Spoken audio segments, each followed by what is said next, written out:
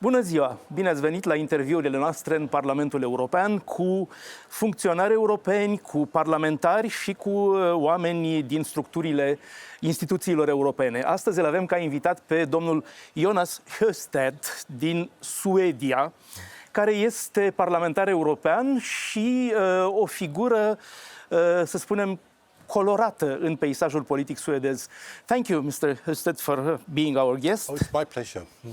I hope so. Yes. You are a very colorful figure and kind of a political maverick, even by Swedish standards. Yeah, I was party leader for many years for the Left Party in Sweden.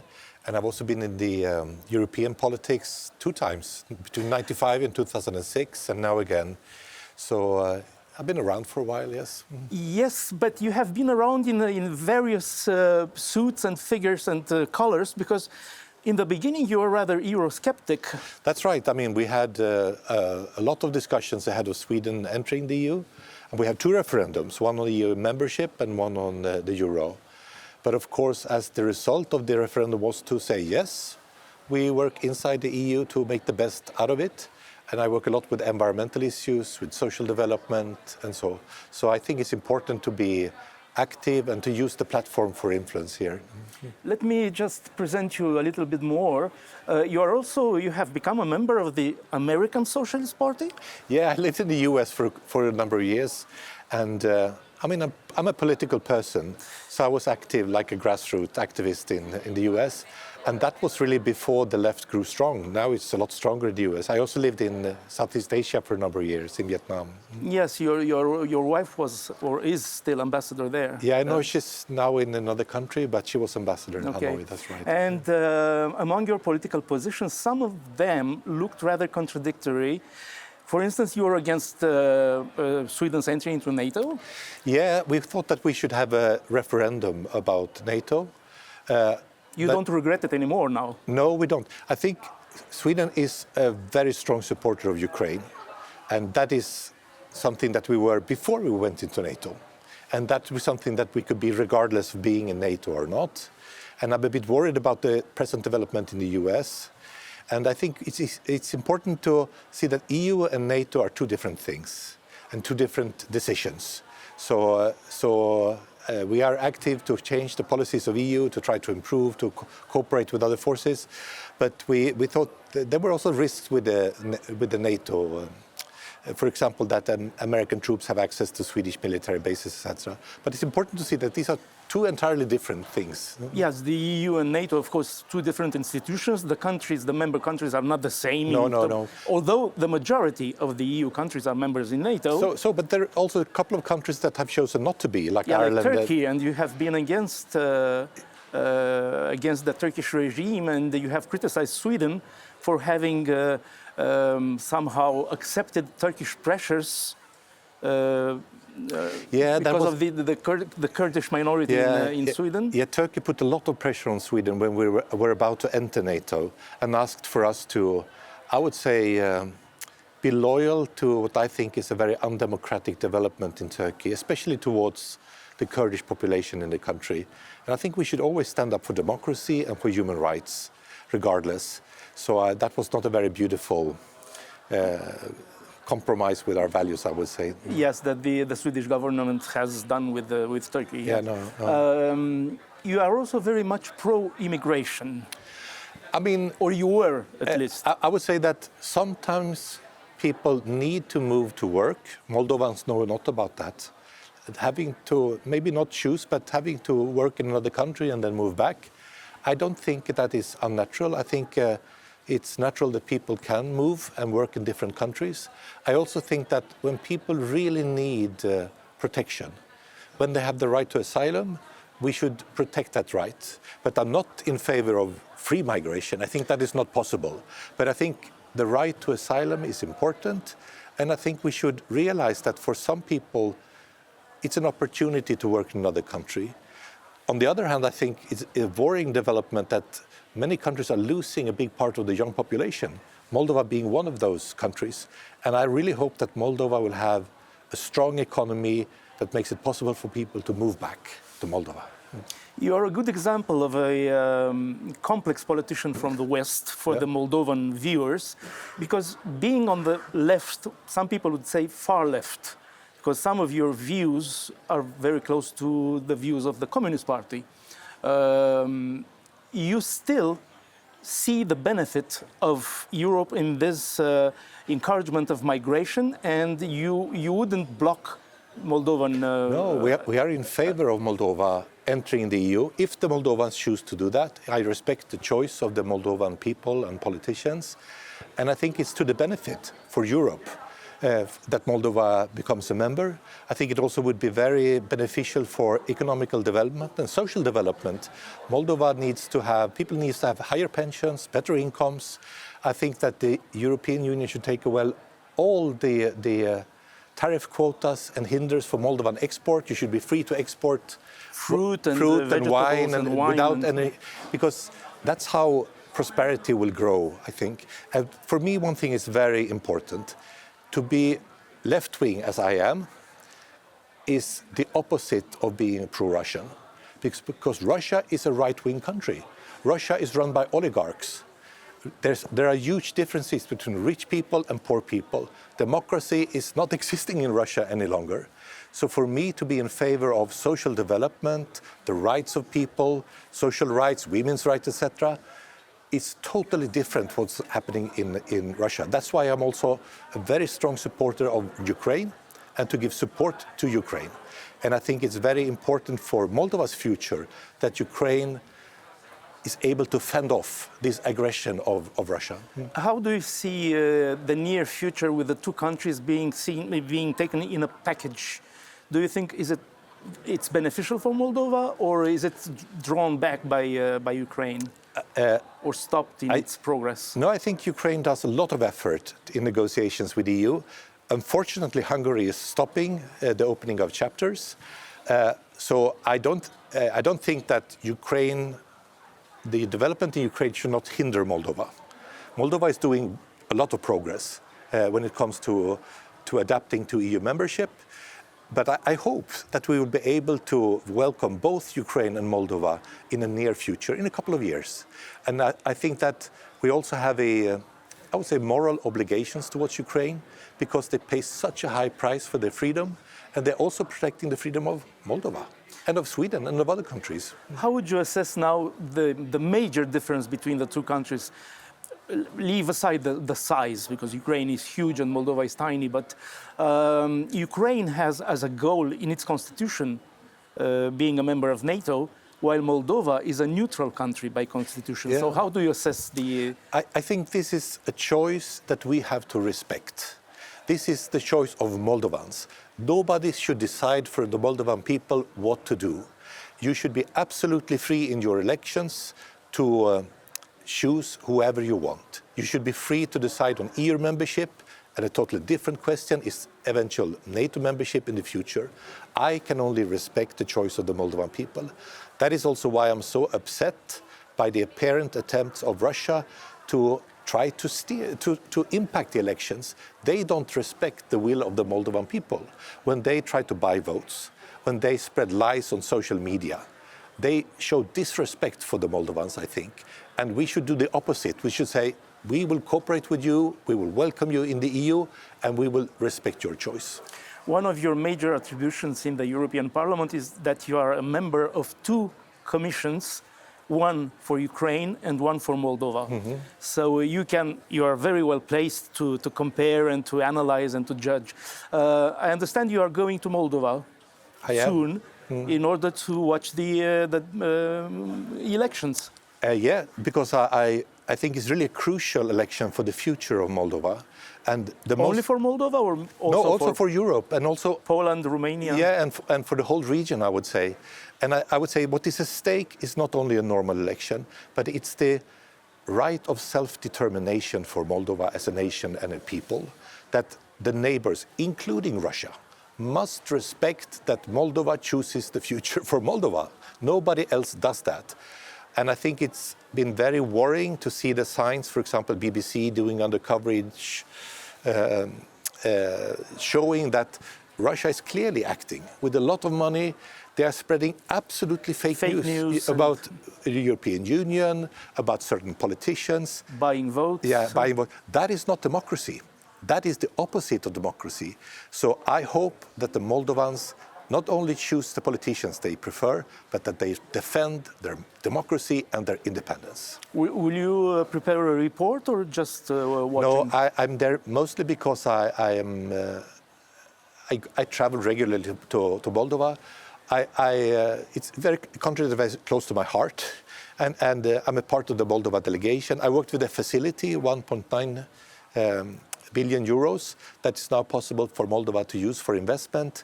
And for me, it was important to make that one as good as possible for Moldova, that it actually can be this tool to make economy grow, to have higher wages, build new hospitals, build new roads, open up the EU market for export, and in the end also to build a future where young Moldovans can say, I want to stay in Moldova. I can build a future here. Things are getting better. Yes, when people are free to travel, they don't have the idea of moving away forever anymore. No, and I even met some young Moldovans coming back to Moldova, starting small businesses or using the education they maybe got abroad or their experience from different professions to the benefit of the country. And I really hope that this development can continue and grow stronger. This is your dream for Europe, to have people who move back, who move wherever they want. Yes, and, I think that a Europe where it's possible to travel and it's possible to work in different countries is the best Europe. But also a country where you actually can choose to stay in your country, where you don't feel forced by lack of economic opportunities, but where you can stay. And I think also that the EU, if we just do things right, we can help Moldova to go into that development, to have more people in the villages, to have stronger universities, and to build a future together. In this respect, because very many Moldovans have traveled and worked in Britain and are still there, some of them, would you say that Brexit was a major mistake? I think so, and especially the arguments used for Brexit, because I see it as it was a lot of xenophobia. They said that, oh, the Polish and the Moldovans, we don't need them, and they come and steal our jobs.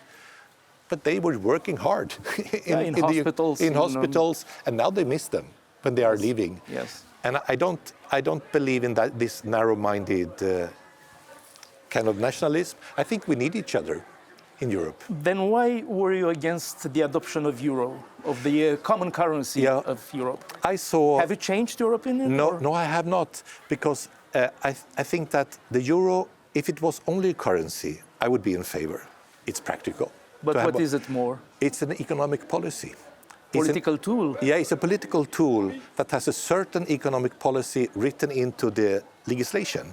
And I would say that... Oh, you cannot go over a certain threshold of... and it's also a very market-oriented policy. And I think it can be harder when you don't have an interest rate and an exchange rate of your own to handle the economy, so you will have higher employment and better welfare. So I think when you have a lot of countries that are quite different from each other, and you have one economic policy, you will all have the economic policy for Germany. That might be good for Germany. It might not be the best for every country. How do you see the rise of ultranationalism and populism? You mentioned Germany. You have Alternative für Deutschland, and it's maybe strange for some viewers and people that these parties, especially in Germany, the populist party is stronger in the former communist part of Germany. Why is it that? Oh, that's a million-dollar question. But because you made a point earlier saying that because you are on the left, it doesn't mean that you support Russia. No, of course not. And for many people in Eastern Europe, being on the left means being pro-Russian. But look on Russia. Russia is an authoritarian state run by oligarchs who made huge money from normal people's work. In Moscow, you have everything. In the villages, you have nothing. That for me is right-wing policy. That is right-wing policy. And democracy, social justice, development for everyone, access to healthcare and education, that is left-wing policy for me. So I think that So you are for free healthcare, for yes, free definitely. education, and I think that creates opportunities for people. And I think one of the reasons why parties like the AfD is stronger in the East is a distrust of the politics. That maybe the politics couldn't deliver this for people. And then the distance is growing. So I think it's extremely important that Europe also, in connection to Moldova, steps in, say, we will deliver on our promises. Those hospitals we promised to build with the facility, they will be built. These roads, the railways will be renovated, etc. That's why we have politicians. Yes, you imply that an authoritarian regime, like the communist regime was, modifies the shape of the social tissue of the mind of the people, and it's very hard then to get rid of the old cliches and reflexes. Yeah, I mean, of course, there's an enormous change. Hard for us to imagine that always had free elections, and I mean, I grew up with free elections and free media, etc. But democracy has a value in itself and should always be defended. But it's also important that the politics functions so we can actually make everyday life better for normal people, so they can have a better future, so they can have some optimism. And I think that Moldova still needs economical development. That is, I mean, I've been to many villages in Moldova. I think Moldova is a fantastic country in many ways. People are friendly, and it's very interesting with the mix of different people and the history, etc. But you can clearly see that this country needs economical development and social safety at the same time. Would you see an encouragement in the fact that in the 80s, countries that have been under authoritarian regimes like Spain and Portugal were taken into Europe without being on the level that would have been necessary, politically, economically? They have been encouraged by being taken in, knowing that they would democratize further. Yeah, and I think, so, yeah, I mean, I remember when Spain was a dictatorship. I mean, in the 70s. Yeah, yes. In the 70s. And I think this idea of that we should help the countries that have the biggest needs is an idea of solidarity, but it's also an idea of mutual benefit. If we accept that some countries only will be countries that you leave and have no future, the whole of Europe will work less well. So I really think that we have also responsibility to not only to Moldova but to the countries in the Balkans, to Albania and to Montenegro, to say, hey, if you want to be a part of this, you are welcome. And we will try to help you to improve the standard of living, etc. So to sum up, you would say that taking Moldova into Europe would be a good thing for Europe itself? Definitely so. I think also that Moldova has a lot to contribute with. Moldovas have gone through many things, but you have also, I think, shown your strength. When the refugees came from Ukraine, I know how many refugees that was accepted by homes and people in Moldova, how much solidarity you showed. When Russia have tried to tell you how to vote, you have voted differently. You have shown a lot of resilience. And I think that Moldova will fit very well in the future European cooperation. How then you explain the fact that a country like Hungary, which touched democracy from close and achieved prosperity, went back to a kind of autocratic regime? No, this is something that we see as a global phenomenon. We see it in Hungary. I would say Orban in Hungary and Putin in Moscow, they have a lot in common. And they also have a lot in common with Trump. It's nationalistic. It's always is for the good of the millionaires and the rich people, never for the normal working people. And they always kind of herd with corruption the benefits to themselves and their friends, etc. And then they use the argument against the migrants, about the people they think are a bit different, etc. I think this is irresponsible politics, and it's not for the benefit of normal people. But this kind of extreme right is growing in Europe, and I would say that Putin is a part of that. So just to remind about Hungary, you think it is possible that Hungary and maybe Slovakia could block the beginning of the negotiations? I'm not sure. We often manage to twist the arm of them, so they give in. Using the money because instrument. They also have to follow democratic rules. And I think the reason why Mr. Orbán is so loud is that he can see that he might lose the next election in Hungary. In next spring. Yeah, next in spring. 2026. And the worse the opinion polls are for Actually, him. he asked for the lifting of the immunity of his rival in the parliament. He does, because he uses the method of authoritarian Mr. Peter states. Magyar. That's right. He wanted. And that's because he's afraid that he will lose the election. And just as important as it is for Moldova that we have free and fair elections, there should be free and fair elections in each and every EU country. Are you rather optimistic about the Moldovan elections now? I'm actually a bit. I don't know how this will go, and I don't. But I think the Moldovans see through a lot of the lies. They have seen these lies before. They know that Russia is behind, and I think that people are able to make up their mind with no one telling them what to do. So in a way, I have trust in the Moldovans that they will make a good choice. And there is also a very important diaspora who would vote maybe in favor of Europe because they benefit from everything Europe has to offer. Yeah, and they live in many of them live in EU countries, and we could see that they turned out and voted massively the last election. And of course, they are part of Moldova. Many of them have the dream to one day come back to Moldova and live there again. And I think that will be easier if Moldova is an EU member.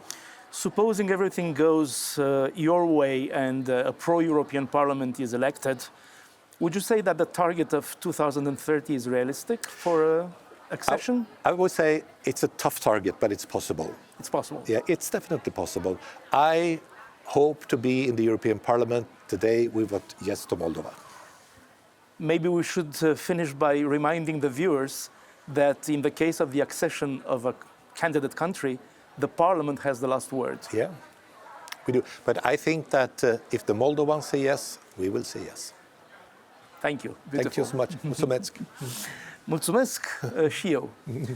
Sunt Dan Alexei, ați asistat la un interviu cu domnul Jonas Sjöstedt from Sweden, din Suedia, care este un politician de stânga, poate chiar stânga foarte îndepărtată, extrem, ar spune unii, dar care este total pro-european și un partizan al aderării Moldovei la Uniunea Europeană. Vă mulțumesc. Thank you for coming. Thank you.